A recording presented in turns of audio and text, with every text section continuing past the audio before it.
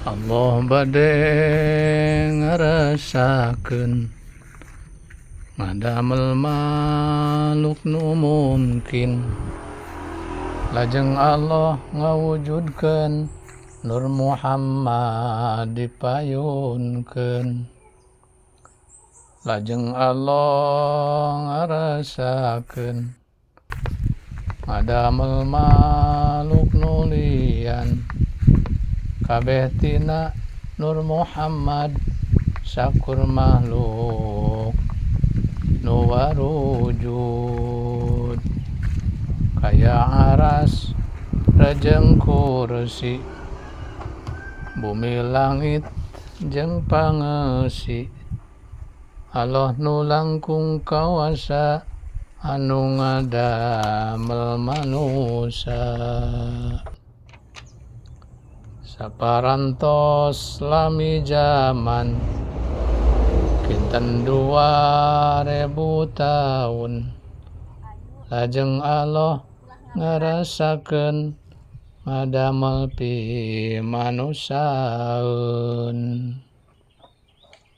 Allah miwarang ka Jibril ngabantun taneuh sakepeul, di bumi negeri Madinah pimakomeun Rasulullah.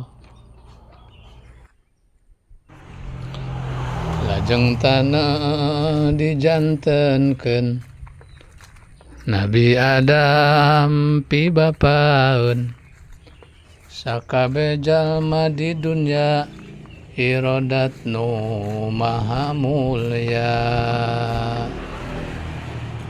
Lajeng Allah merenahkeun Nur Muhammad ditetepkeun di salira Nabi Adam, mancur cahayana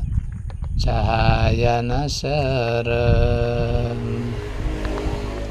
Lajeng Allah ngadohirkeun ka Nabi Nuh pibakaleun, dititipan ku Nur Kanjeng Nabi Muhammad nu agung.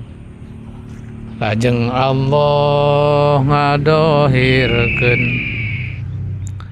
Nabi Ibrahim cadangan, nu baka nampi titipan Nur Kangjeng Nabi Habib Rahman.